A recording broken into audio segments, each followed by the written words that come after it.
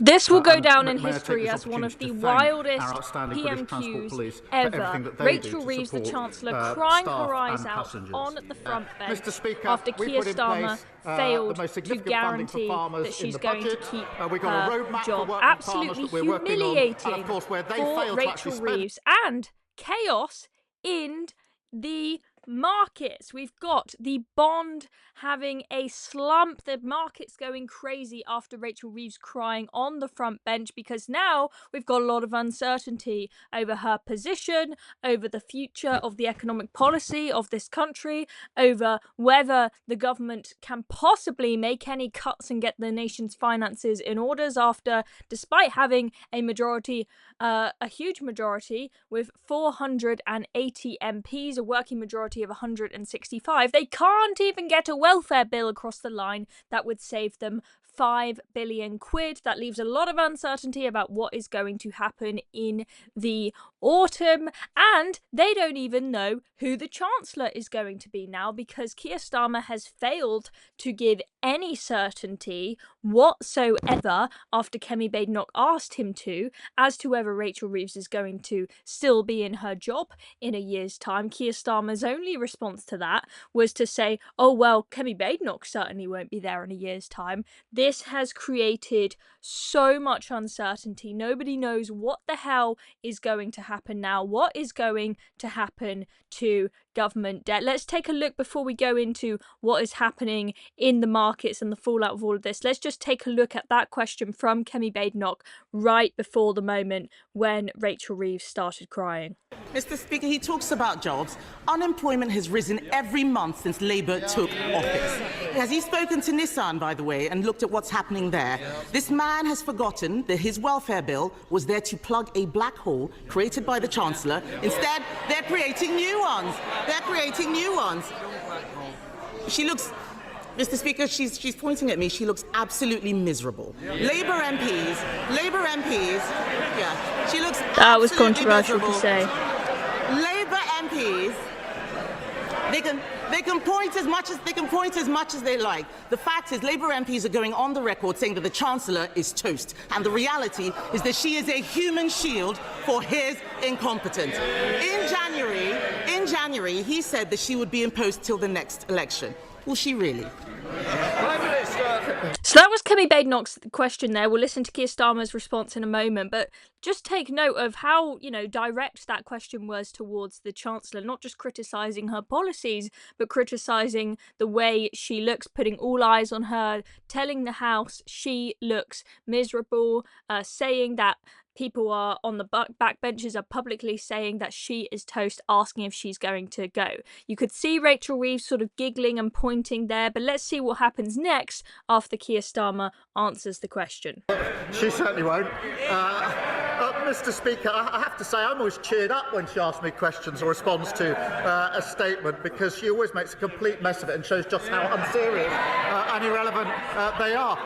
So there you see Keir Starmer saying she so certainly won't be in office in a year's time, referring to Kemi Badenoch there, saying, oh, Kemi Badenoch won't be in office in a year's time, but refusing to say, oh, don't worry, the Chancellor is staying here. Let's see what he has to say next and what Rachel Reeves looks like behind him. She talks about the black hole. They left a £22 billion black hole in our economy, and we're clearing it up. And I'm really proud, Mr. Speaker, that in the first year of a Labour government, we got free school meals, breakfast clubs, childcare, got £15 billion.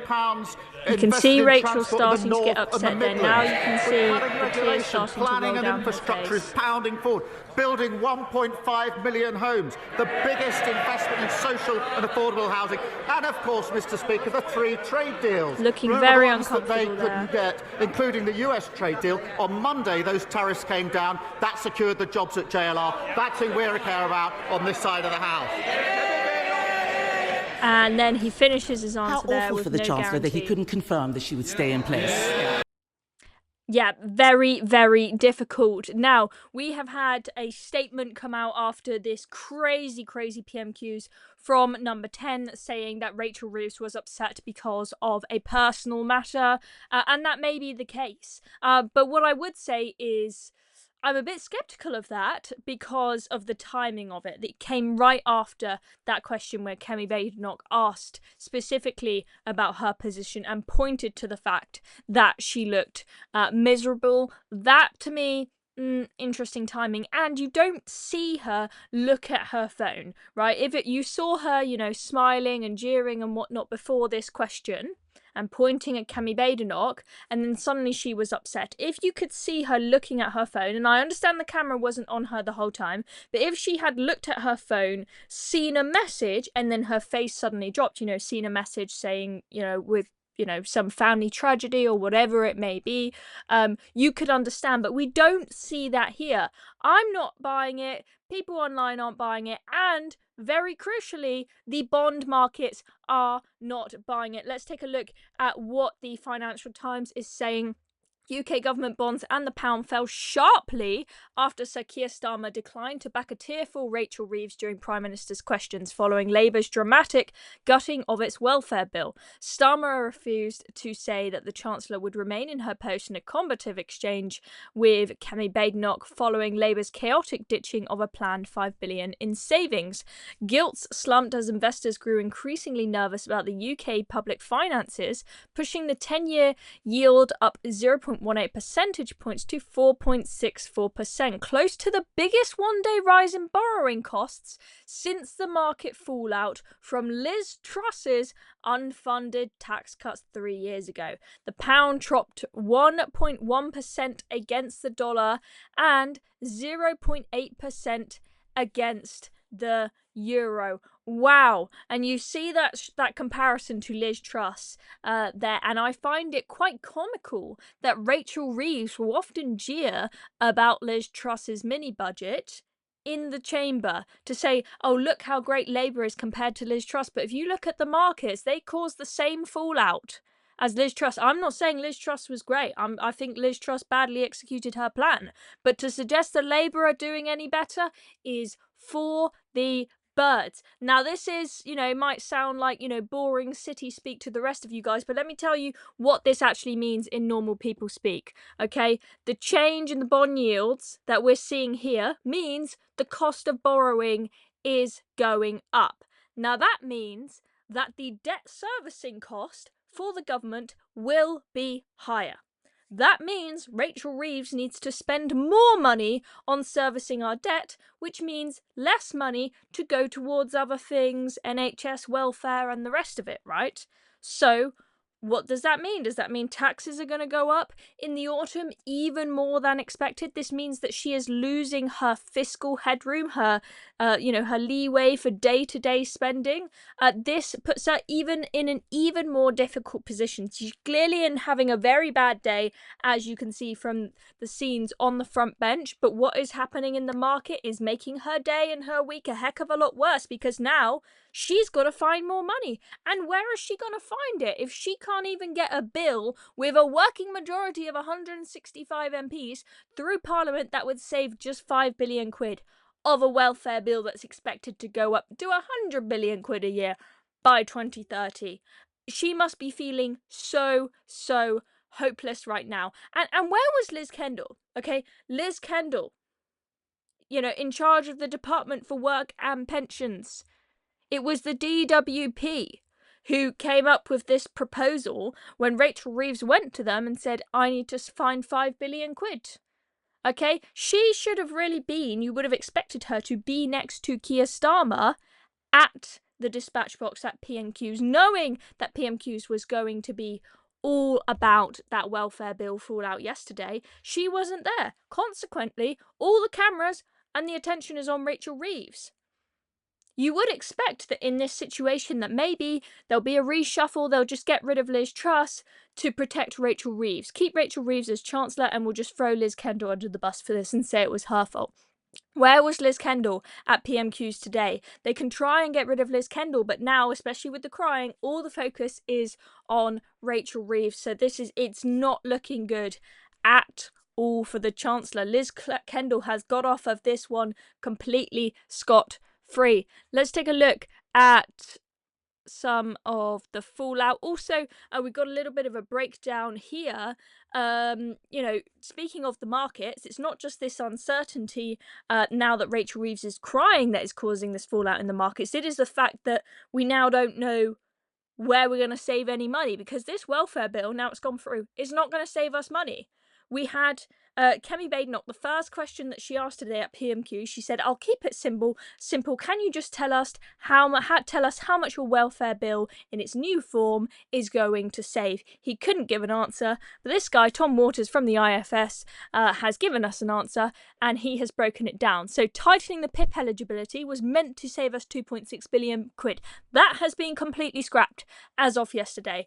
Cutting the health element of universal credit is meant to save us 1.7 billion, but they are also raising the basic universal credit, which costs 1.8 billion. So if you do the maths, it actually costs us a little bit of money, 100 billion quid. So there's no money to be saved. The markets don't like that. Alex Armstrong has tweeted, "This government is an unending disaster for Britain. Frankly, the Chancellor should have removed herself from PMQs rather than making a spectacle. I know it's harsh, but her job is to put on a brave face for the country. If you cry at work, you are usually asked to go home." Good point. This has caused absolute chaos. All the cameras were on her at PMQs. Why didn't she excuse herself? Also, she could have excused herself not during but before PMQs. As I said, we didn't see her pull up a phone.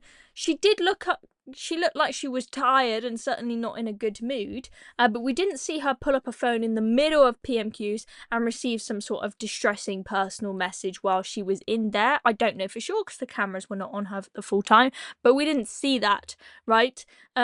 She could have, if she had received a message before PMQs, say there's some sort of personal tragedy or whatever, she could have removed herself and not attended to avoid this focus on her at PMQs, or at the very least, what typically would happen is if there was some sort of personal tragedy, Kemi Badenoch would have been briefed. And if she had been briefed, Kemi Badenoch, even though Rachel Reeves is on the opposition benches, would have been nicer to her. Kemi Badenoch would not have asked that question where she tells the Chancellor that she looks miserable if she had been told before PMQs, look, Rachel Reeves has just gone through a personal tragedy. So a lot of questions to be asked about this excuse we've got coming out of Downing Street. Lee Harris says Labour is destroying the country and Rachel Reeves visibly can't cope with the mess she's created. The government is falling apart. She's finished. No sympathy at all. Not fit for office. So no sympathy there. Doesn't seem to be much sympathy from Robert Jenrick either, saying Rachel Reeves' benefits bill is dead and so is her career. Him saying in this video she cannot even control her own backbenchers. Absolute chaos. It really does seem like a government that is out of control when you've got Rachel Reeves looking like this. I do have some sympathy for her, and I feel bad for her about the fact that the cameras were on her the whole time while she was, in this state. But even if it was a personal matter, this does send a message that maybe this is not a strong enough individual to be in such a high pressure role if she can break down like this when things don't go her way. And a lot of people have also mentioned the fact that whilst he was trying to rail off various achievements of the Labour government to distract from Kemi Badenoch's question about whether Rachel Reeves will stay in power, he starts boasting about the fact that 264 women MPs is really significant progress. And everyone's like, you're saying that whilst your female Chancellor is crying next to you. And Keir Starmer, we know what he's like. He's like an AI robot, no sympathy whatsoever. He doesn't really, after this seem to, offer Rachel Reeves a hug or any. I mean, I don't know what happened after PMQs, but he doesn't seem to offer any kind of support there. I also noticed that the other female cabinet ministers on the bench near her, like Angela Rayner, like Lisa Nandy, Yvette Cooper, sat on the front benches there. They weren't like, putting their hand out and being like, "Are you okay, darling?" They were just ignoring her. Very, very strange. As I said, I'm sure, after PMQ's finished that they they will have given her a hug and whatnot, or maybe they didn't, I don't know. But very, very strange scenes. So that is the latest, absolutely crazy PMQs. As I said, this is one that will go down in the history books, and it is causing the borrowing costs to rise in this country, which is more trouble for Rachel Reeves in her quest to try and find some more cash to keep the country going. Thank you very much for watching. I'm Chloe Dobbs. Make sure you subscribe to the Reason channel if you haven't already, so you don't miss out on any more videos.